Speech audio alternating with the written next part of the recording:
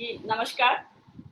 कविता प्रभा राष्ट्रीय साहित्य समूह प्रस्तुत करता है कार्यक्रम एक कविता एक कहानी, जिसके तहत मैं डॉक्टर पुष्पा सिंह अपनी सह कवित्री मित्र डॉक्टर अश्विनी सचिन जी के साथ उपस्थित हूँ। मैं सर्वप्रथम डॉक्टर कविता प्रभा जी को शुक्रगुजार बनती हूँ, जो कि मनोहर कार्यक्रम नियोजित करती हैं और हमें इसमें भाग लेने के लिए प्रेरित करती रहती हैं। हम इनके आभारी हैं। बहुत बहुत शुक्रिया कविता जी। कविताओं का अपना आनंद होता है और कहानियों का अपना, जो कि हम लोग साहित्यकार दोनों विधाओं में रचते हैं और पाठकों तक पहुंचाकर उनको एक प्रेरक संदेश देना चाहते हैं। हमारी ये ख्वाहिश रहती है कि अगर हमारे लेखनी से कोई 1% भी खुद में बदलाव लाता है तो हमारे लेखनी का सार्थकता हम समझते हैं। आज जो मैं कविता सुनाने जा रही हूँ, इसका शीर्षक मैंने दिया है मनोहर सावन। और मैं अपना थोड़ा सा परिचय दे दूं। मेरी 11वीं पुस्तक प्रकाशित होकर आ रही है, जो कि मेरे नातीश्री को यह उपहार स्वरूप रहेगा। मेरी 10 कविता संग्रह ऑलरेडी प्रकाशित हो चुकी है।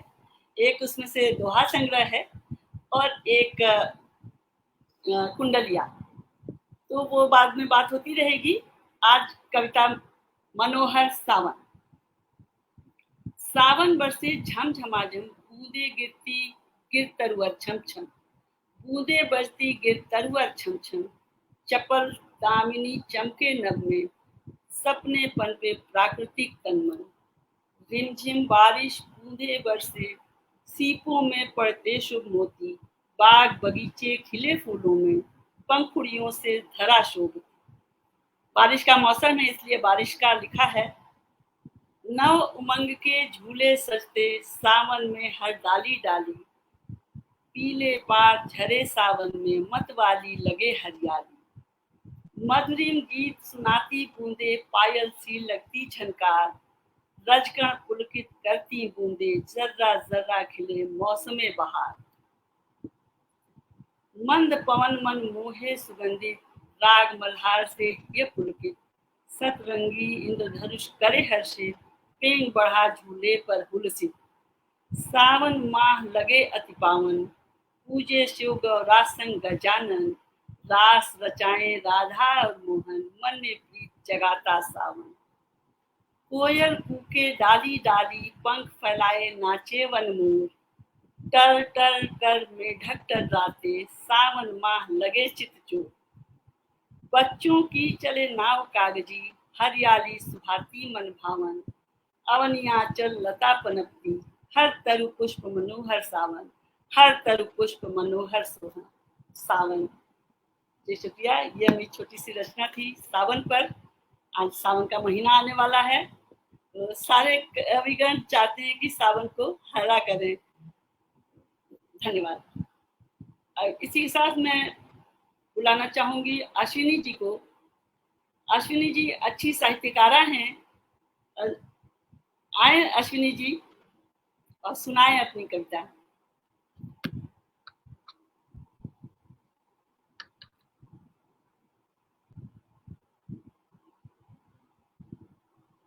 मैं डॉक्टर पुष्पा सिंह बनारस से हूँ।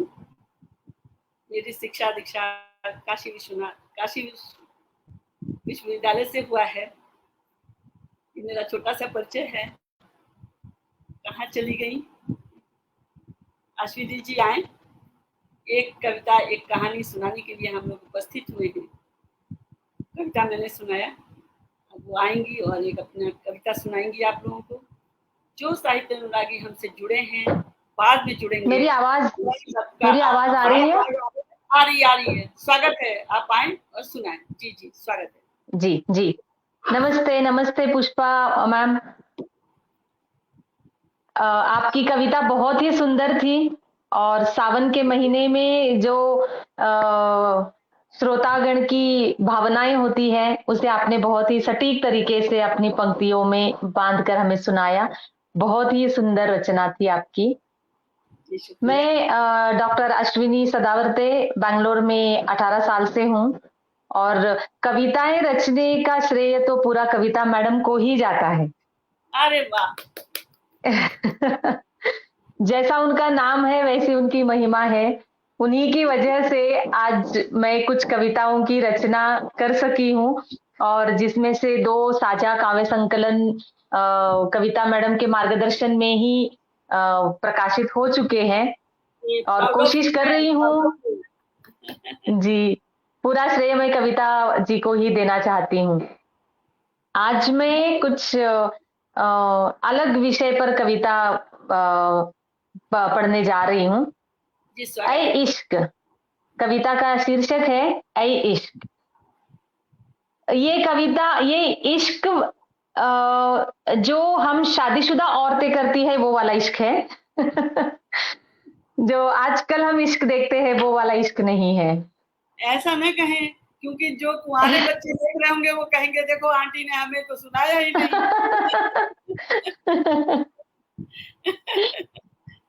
प्रस्तुत है मेरी कविता, बस छोटी सी है, आशा करती हूँ कि अच्छी लगेगी। ऐ इश्क, यूं तो तेरे मिलने से पहले जिंदगी कुछ यूं तो तेरे मिलने से पहले जिंदगी कुछ खास मेहरबा न थी। न रंग थे, न राग थे, न कोई बेचैनी थी। बहती हुई नदी थी, भटके हुए किनारे की एक धार सी। बहती हुई नदी थी, भटके हुए किनारे की एक धार सी। न थी खुशबू हवाओं में, न बहार थी चमन में, न आसमां में रंगत थी, न घटाओं में चमक थी। न कोई रुत सुहानी थी, न कोई रुत सुहानी थी, न बरसात गीली थी। जब हुआ मिलाप तुझसे ऐ इश्क, जब हुआ मिलाप तुझसे खूबसूरती बढ़ने लगी।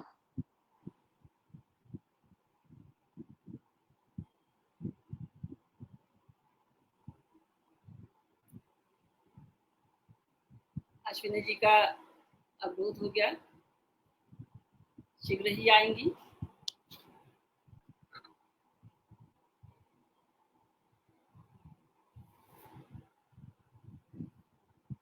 कोई बात नहीं, अब मेरे हिस्से की अब कहानी सुन लीजिए, उसके बाद समय बचता है तो मैं कुछ कविताएं सुना दूंगी। नमस्ते मैम, आवाज आ रही है? आ रही आ रही आ रही है। थोड़ा सा नेटवर्क इश्यू हो रहा है शायद। कोई बात नहीं, कोई बात मैं कंटिन्यू करती हूँ। नहीं। जी जी।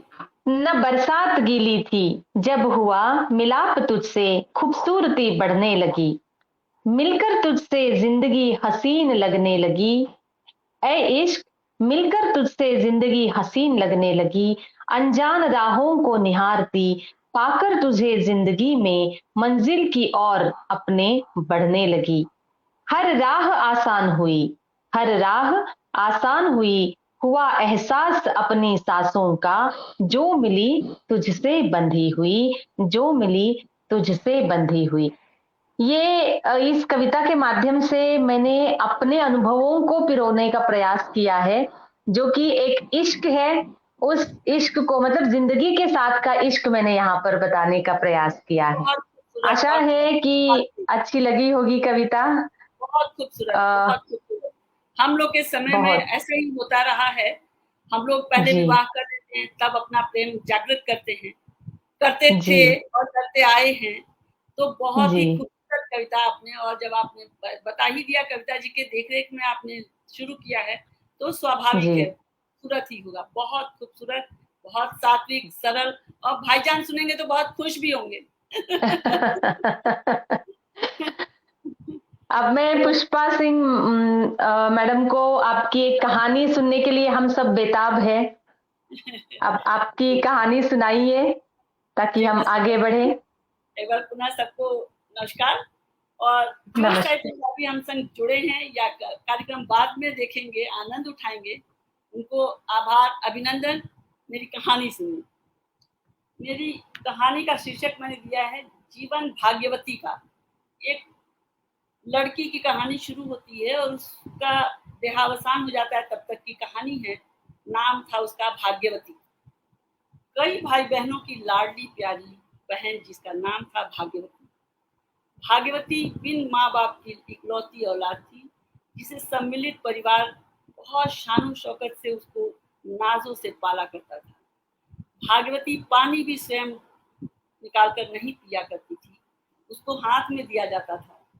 उसकी सेवा पूरा घर परिवार हमेशा संलग्न होता था उसकी सेवा में, क्योंकि वह अनाथ थी और दया की पात्र थी। ये पहले ऐसा होता था, अगर घर में माँ बाप गुजर गए तो परिवार सम्मिलित रहता था और वो पाल लिया करता था। अब की तरह नहीं कि अनाथालय में दे दें।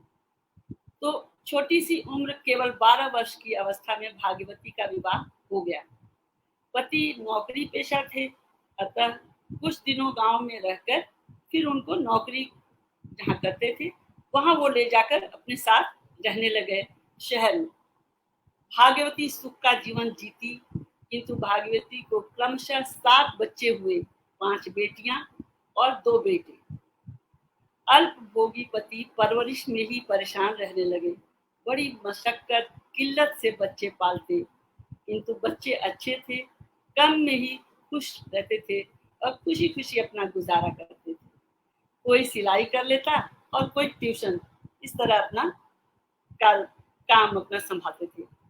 परवरिश का प्रभाव कहिए या ईश्वर की मर्जी, बहुत ही कम पढ़ाई कर पाए बच्चे और बढ़ती चली गई उम्र, तो उम्र बढ़ी और विवाह योग्य सब हो गए। शिक्षा कारण बनी और विवाह में काफी कठिनाइयां आने लगी। बड़ी उम्र में शादी ब्याह हुए, किंतु विवाहोपरांत इतनी सुखी और हो गए बच्चे कि पुराने दिन दुख के सब भूल गए और सब अपने अपने घर खुशियों की बरसात करने लगे। बेटियां अपने अपने घर खुशी से सुखी संपन्न ऊंचे महल अटारी में भोग विलास करने लगी। बेटों की भी ठीक ठाक शादियां हो गई। प्रभावती सुख चैन से भाग्यवती सुख चैन से जीवन जीने लगी, किंतु कृपण स्वभाव की थी, इस कारण घर में टोका टिप्पणी किया करती थी। परिवार में रोष रहने लगा और अलग विलग होने लगे। समय बीता, भाग्यवती बूढ़ी हो गई, विवश शरीर, करने में असमर्थ, बिस्तर पर पड़े पड़े संकट काटने लगे। और जब संकट काटने लगी तो कनिष्ठ पुत्र जो उसका छोटा बेटा था, स्वावलंबी कर्मठ नेक दिल निकला और वो माँ की सेवा शुश्रूषा करता। अब कोई कमी नहीं आने देता माँ को। उसके कहने से उसकी पत्नी भी और बच्चे भाग्यवती का सत्कार अच्छे से करते थे। पति का देहांत हो गया, किंतु भाग्यवती लंबी आयु लेकर जन्मी थी और बिस्तर पर लेटे लेटे नाती पोतों के बच्चों को देखकर वो नयन सुख लेती। धीरे धीरे शरीर झूल गया और बिस्तर पर पड़े पड़े वो अपने सभी बच्चों को देखकर मन ही मन खुश हुआ करती थी। बारी बारी सब बच्चों को बुलाकर अपने सानिध्य में रखा करती थी। बेटियां भी समय समय पर हमेशा आती रहती। 98 वर्ष की दीर्घ आयु में पारिवारिक सुख भोगते हुए एक दिन भाग्यवती ने अपना देह त्याग किया। पति की पेंशन और गहने सब अपने छोटे से संदूकही में रख अपने पास रखा करती थी। मरणोपरांत सभी बच्चों और बच्चों के बच्चों में मिलाकर 45 लोग, जो अनाथ लड़की थी उसके अंत समय में 45 लोग उसके लिए एकत्रित हो गए और बारात सदृश बाजे गाजे के साथ उसका जनाजा निकला। धन्य थी सुलक्षणी भाग्यवती, अनाथ होकर भी लोगों के बीच घिरी रही, उसी संतोषजनक जीवन जीकर परलोक गई। जैसा कि मैंने कहा, हम साहित्यकार ये चाहते हैं कि एक संदेश दें अपनी रचनाओं के तहत, तो सब आप लोग अपने अपने हिसाब से सोचिएगा। और मेरी तरफ से सीख ये है कि शिक्षा थोड़ी कम रहे, उत्तम हो संस्कार। शिक्षा थोड़ी कम रहे, उत्तम हो संस्कार। बच्चों में हो नम्रता, मृदुल रहे व्यवहार, मृदुल रहे व्यवहार। ये छोटी सी कविता थी भाग्यवती की जीवन। शुक्रिया, छोटी सी कहानी। अब हम स्वागत करेंगे अश्विनी जी का। अश्विनी जी आए और अपनी कहानी सुनाएं।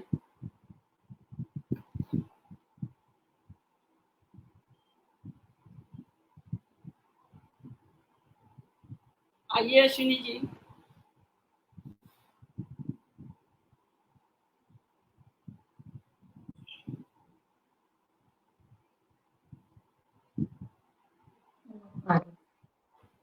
आवाज आ रही है मैम मेरी? जी जी आ रही है। नमस्ते। नमस्कार। आज आप अपना कहानी सुनाइए। आपका जी पुनः जी जी स्वागत है। जी, धन्यवाद। आपकी कहानी बहुत ही प्रेरणादायी थी, बहुत ही सुंदर कहानी थी आपकी। जय- मेरी कहानी का शीर्षक है घूंघट। जी स्वागत है, सुनाइए। हाँ जी। न जाने क्यों आज बार बार मन उदास हो रहा था। आंखों के सामने नीलिमा का रोता हुआ चेहरा बार बार घूम रहा था। नीलिमा मेरी सखी थी, सहेली थी। उसे पढ़ने लिखने का बड़ा शौक था। घर की आर्थिक स्थिति कमजोर होने के कारण उसकी शादी जल्दबाजी में करा दी गई थी। शादी के समय उसके होने वाले पति ने उसे जितनी शिक्षा लेनी है उससे भी अधिक शिक्षा देने का वादा किया था। शायद इसीलिए नीलिमा खुशी से झूम उठी थी और शादी के लिए तैयार भी हो गई थी। शादी के कुछ ही दिनों के बाद उसे अपने पति और उस परिवार के अन्य सदस्यों की असलियत का पता चला। शिक्षा का झांसा देकर उसे पूरी तरह से फंसाया गया था। घर गृहस्थी के नाम पर उससे बैलों की तरह काम करवाया जाता था। सासू माँ को उसका एक मिनट भी आराम से रहना जैसे आंखों को छलता था। उसकी शादी के 3 साल हो गए थे। उसे एक बार उस दौरान मिलना हुआ। तब उसकी गोद में एक नन्हा सा मुन्ना था। नीलिमा की नकली मुस्कुराहट मुझसे छुपी नहीं रही। मैंने उससे पूछा, तब असलियत जानकर मैं भी हैरान हो गई। उसने बताया कि शादी के कुछ ही दिनों बाद उसकी सासू माँ ने घर की काम वाली बाई को ये कहते हुए हटा दिया कि अब पूरा दिन बहू घर में क्या करी खाली बैठेगी, आज से घर का सारा काम वही संभालेगी। पति ने एक दो बार नीलिमा के आगे आगे की पढ़ाई की बात घर में छेड़ी थी, लेकिन परिवार के अन्य सदस्यों ने उसे पढ़ लिख कर करना क्या है ये कहते हुए बात को टाल दिया और ये भी कहा कि वैसे तो पढ़ाई लिखाई उसकी आखिर चूल्हे में ही जाएगी ना, रोटियां ही सेकती रहेगी ना, ये तो पढ़ाई लिखाई करके करेगी क्या। ये कहते हुए घर वाले बात को टालते रहे। नीलिमा ने कई बार अपने पति के समक्ष अपनी शिक्षा की बात भी रखी, परंतु दुर्भाग्यवश उसे इस बार भी सफलता नहीं मिली थी। उसकी बातें सुनकर मेरी आंखों में तो आंसू आने भर गए। मैंने उसे सांत्वना देने की कोशिश की। थोड़ी देर इधर उधर की बातें करके हम दोनों भी अपनी अपनी दिशाओं में चली गई। पूरे रास्ते भर मैं सोच रही थी कि मैं उसकी मदद कैसे कर सकती हूँ। मैं कुछ सामाजिक संगठनों को जानती थी। सोचा कि नीलिमा को वहां से कोई मदद मिल जाए।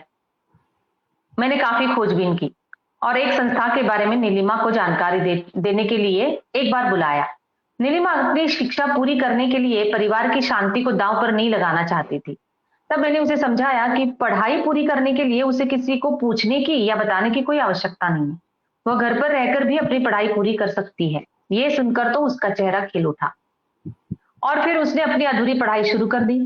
लेकिन ये बात उसके पति से छिपी नहीं रही। उसकी पढ़ाई के प्रति इच्छा और लगन को देखकर उसके पति ने भी उसका साथ दिया।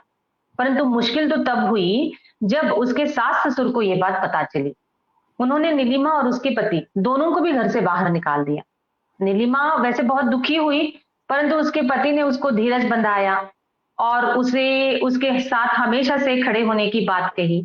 नीलिमा को अपनी पढ़ाई पढ़ाई पूरी करने के लिए जो भी संभव हो सकता था वो मदद उसने करी।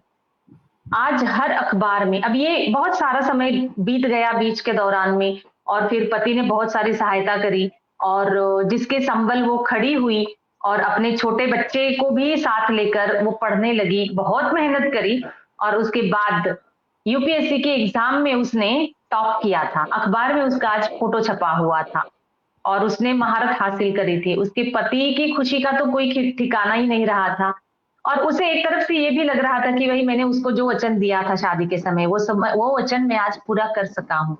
इसके लिए उसे बहुत अच्छा भी लग रहा था और एक तरफ से पछतावा भी हो रहा था कि उसके ये जो बीच का समय जब उसने साथ नहीं दिया था उसके बारे में भी उसे दुख हो रहा था। लेकिन फिर भी उसकी पत्नी ने वही समझाया कि अभी तो देर नहीं हुई है, तुम्हारे साथ की वजह से ही आज मैं जो कुछ भी हूँ वो बन सकी हूँ। नीलिमा एक ऐसे पद पर अभी कार्यरत है, अभी वो काम कर रही है जहां पर उसे बहुत ज्यादा सम्मान मिलता है। बस दुख सिर्फ एक बात का ही है कि उसके सास ससुर को शिक्षा का महत्व वो नहीं बता पाई, वो समझा ही नहीं पाई उनको। उसे इस बात की खुशी है कि जिस पति ने शादी के बाद उसे उलाहना दी थी, आज वो उसका ससम्मान उसके साथ बातें करता है, उसके विचारों का सम्मान करता है और उसके साथ मजबूती से खड़ा है। स्त्री के संबंधित बहुत सारी चर्चाएं हम हमेशा से देखते रहते हैं। हमें लगता है कि हम बहुत आगे बढ़ चुके हैं और फिर जो महिला संवर्धन के लिए जो भी कार्य करने के बारे में बातें होती है, लेकिन ऐसी महिलाएं बहुत ज्यादातर हम देखते हैं कि घूंघट के अंदर ही उनको रहना है। और फिर ये भी बात शायद किसी ने सच्ची कही है कि औरत ही औरत की सबसे बड़ी दुश्मन होती है। बिल्कुल, यहाँ नीलिमा आ की रही। सास नीलिमा की सास जो है वो आज हमारे समाज में ऐसी कितनी सारी औरतों को हम देखते हैं कि अपनी बहू की पढ़ाई पढ़ाई को लेकर रोड़ा बनने वाली औरतें ही होती हैं। और वैसे देखा जाए तो एक तरफ से वो उनको सपोर्ट करने वाली भी देखने को मिलती है, लेकिन जो नीलिमा है वैसी नीलिमा आज भी हम समाज में बहुत सारी देखते हैं। और ये जो कहानी है वो मेरी मनगढ़ंत कहानी नहीं है, मैंने इसे अपने आंखों के सामने सचमुच देखा हुआ है। और वो मेरी दोस्त जो है वो आज बहुत उच्च पदस्थ अधिकारी है और उच्च पद पर काम करती है। और ये यहाँ पर मैंने एक साहित्य का दायरा मुझे उसका उल्लंघन नहीं करना था, जिसके चलते मैंने ज्यादा असलियत यहाँ पर नहीं रखी है। लेकिन ये बात सही है कि औरतों को आगे बढ़ने के लिए रोकने वाली ये जो औरतें हैं, उन्हें पहले इस बात की शिक्षा देने की बहुत ज्यादा जरूरत है कि शिक्षा किसी का कुछ बिगाड़ती नहीं है। शिक्षा मनुष्य के विचारों को विकसित करती है और उन विचारों का विकास जो है वो हमें समझ लेना बहुत ज्यादा जरूरी है। मैंने कोशिश करी है कि अपनी इस बात को पाठकों के बहुत और बखूबी श्रोतागणों के आप, समक्ष रखूं। बहुत उम्दा तरीके से आपने रखा है। बस जी। ये सच्ची घटना है, ये आपको नहीं बताना था। ये जब ऑफलाइन हो जाते तब बताती बाकी तो सब ठीक है। ओके। बहुत बहुत बढ़िया तरीके से आपने बताया और बहुत सच्चाई बताया है। ऐसे लोग और कहीं ना कहीं जी हर महिला में छुपी रहती है। अब उसको कौन ओवरकम कर पाता है जी कि जी सास बनकर कौन उस भावना का दमन कर पाता है। ये हमारी शिक्षा की सार्थकता हम मानते हैं कि अगर जी शिक्षित है तो उसको साकार कीजिए। आप जिस किसी भी अपने उम्र हम उम्र लोगों के संग बैठे हैं या छोटों के संग बैठे जब भी, तो एक सेंटेंस या एक ये रखें कि महिलाएं ही महिलाओं की शत्रु हैं। तो इसको थोड़ा सा अनावरण करके और अच्छे परिष्कृत तरीके से अगर हम लोग इसको दूर करें तो हम ही साहित्यकार जो थोड़ा हम लोग कहते हैं कि भैया हम लोग थोड़ा पढ़े लिखे हैं तो इसको थोड़ा दमन कर सकते हैं और अपने घरों में जी ऐसा कुछ करके मिसाल बन सकते हैं। जी। और मैं बताना चाहूंगी कि बीए फाइनल का एग्जाम दे के मेरी शादी हो गई और मेरी माता ओ जी मुझे एमए पीएचडी और मेरे बच्चों को रखती थी। हो। तो मैं तो बहुत धन्यवाद करती हूँ भगवान का, तो ऊपर जी वाले का आशीर्वाद है। ऐसा करना चाहिए, आगे भी करना चाहिए। हम लोग को भी ये सीख लेनी चाहिए और आगे सबको बताना भी चाहिए कि हाँ ऐसा होना चाहिए। बहुत जी खूबसूरत तरीके से आपने अपना रखा। बहुत समय है कि नहीं पता नहीं। और क्या किया जाए, कुछ सुनाएंगी आप कि सुनाऊंगी? जी। मैं इससे संबंधित एक बात बताना चाहूंगी कि मेरी शिक्षा भी मेरे विवाह के बाद ही पूरी हुई है और अच्छा। कि जिसमें सबसे बड़ा योगदान जो है परिवार का रहा है हमेशा से। दोनों तरफ के परिवार जो है उन्होंने बहुत ही ज्यादा हमेशा से सपोर्ट दिया हुआ है। तो इसी के चलते मैं अपनी रचनाएं जो है उसको अपने अनुभव के माध्यम से आसपास जो हम घटनाएं देखते हैं उन्हीं के माध्यम से हम अपनी लेखनी के द्वारा पाठकों के समक्ष प्रस्तुत करने की कोशिश करते हैं। बिल्कुल बिल्कुल करना भी चाहिए। तो हम लोग भाग्यवती, मैंने सुनाया हम लोग दोनों भाग्यवती आज पधारे हुए हैं, घर परिवार का जी सपोर्ट लेके डॉक्टर की डिग्री लगा के लाए हैं। जी। समय शायद 5 मिनट है, कुछ छोटा सा आप सुनाइए या फिर मैं सुनाती? जी जरूर। जी आप सुनाइए, आप सुनाइए। जी।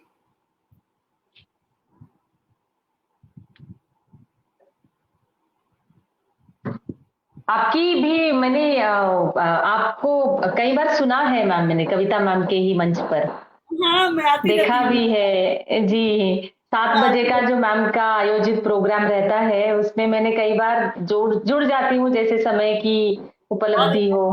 धन्यवाद आपको। हम लोग तो साहित्यकार चाहते हैं कोई सुनने वाला मिल जाए, तो बहुत शुक्रिया आप सुनती हैं। तो ये मैंने हालांकि हाल लाइव सेशन में ये होता है कि हमें पता नहीं चलता कि कौन जुड़ा है और हमें वो जानकारी बाद में मिलती है, जी लेकिन मैंने सुना है, आपको कई बार सुना है। जी, आज फिर सुनिए, ये मैंने लिखा है मन की चाह।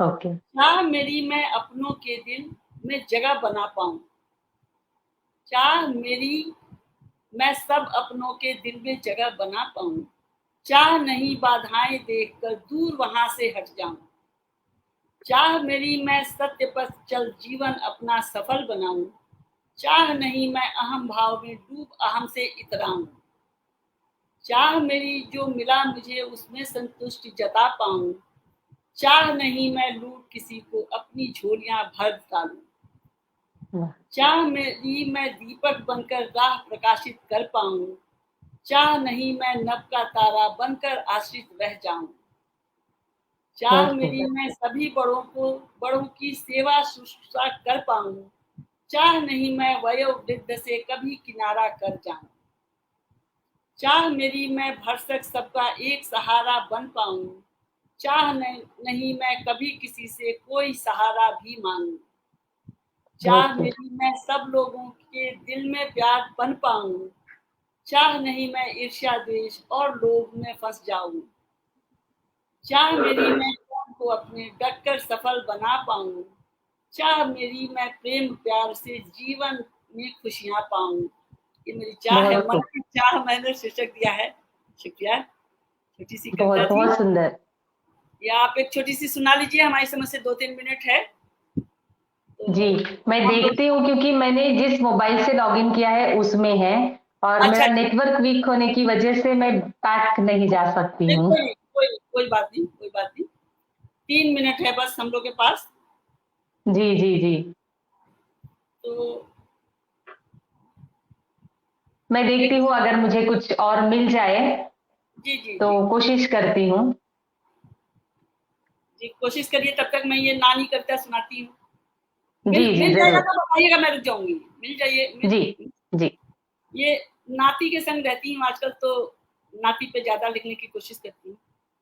नाती मेरा कह रहा है कि सखी सहेली करती रहती बड़ी सुहानी लगती है, माँ की मम्मी लगती प्यारी मेरी नानी लगती, नानी का मैं राज दुलारा कीर्तन में ले जाती है, खेल खिलौने देती सारा झूला खूब झुलाती है, मामा मामी का मैं पंडित सेवा खूब निभाते हैं, जिसमें मेरी करे न खंडित जिसको मेरी करे न खंडित बहुत ही प्यार जताते हैं, नानी का हूँ दिल का टुकड़ा उनकी आंखों का मैं तारा, खुश देती खुश खुश होती देख जब मुखड़ा मुझको कहती चांद सितारा। सुनाइए आप, स्वागत है आपका, आपको मिल गया है, जी स्वागत है, आप बताइए। जी। मेरी कविता का शीर्षक है सुनिए जनाब।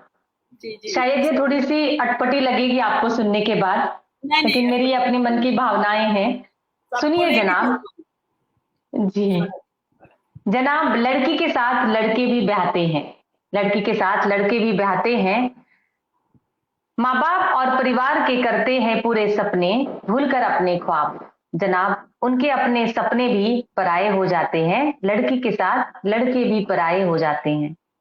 थाम कर हम सफर का हाथ निकलते हैं ढूंढने अपने सपने, पर भूल कर भी याद नहीं कर सकते वो अपने सपने। जनाब, लड़की के साथ लड़के भी ब्याहते हैं, पूरे करने में लग जाते हैं वो हमदम के सपने, भूलकर अपनी आंखों में संजोए अपने सपने, क्योंकि लड़की के साथ लड़के भी ब्याहते हैं। बन जाता है एक दिन वह भी बाप, लगता है बुनने अपने गोद में बैठे चांद के सपने, क्योंकि लड़की के साथ लड़के भी ब्याहते हैं। करते हैं पूरे माँ बाप परिवार और बच्चों के सपने, उसे याद ही नहीं आते उसकी अपनी आंखों में संजोए अपने सपने, क्योंकि लड़की के साथ लड़के भी ब्याहते हैं। कौन कहता है जनाब लड़के अपने सपनों की आहुति नहीं देते, लड़की के साथ लड़के भी अपने सपनों की पूर्णाहुति देते हैं।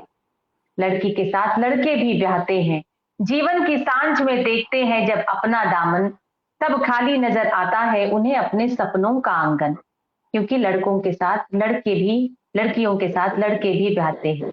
सुनना कभी उनकी धड़कन को लगाकर मन, कांप उठेगी रूह तुम्हारी सुनकर उनका रुदन। इसलिए जनाब, लड़के उतने ही पराये हो जाते हैं अपने आप से जितनी लड़कियां पराई हो जाती है अपनों से। आखिर जनाब, लड़की के साथ लड़के भी ब्याहते हैं, लड़की के साथ लड़के भी ब्याहते हैं। बहुत खूबसूरत और सच्चाई बयां किया आपने, बिल्कुल सच। बहुत खूबसूरत तरीके से आपने एक लड़के का दुख बयां कर दिया, बहुत ही खूबसूरत। और सब जी, माताओं बहुत को बहुत समझना धन्यवाद। चाहिए, सब माताओं को जी। समझना चाहिए भैया, लड़कों को ज्यादा तोहमत और ब्लेम ना करें। तो ये हम लोग का कार्यक्रम यहीं पे समापन की ओर चलता है, समय बीत चुका है। सभी जी, श्रोतागण जो हमसे जुड़े या बाद में जुड़ेंगे उन सबका बहुत बहुत आभार और नमस्कार, शुभ रात्रि। नमस्कार, नमस्कार, सबका धन्यवाद, नमस्कार।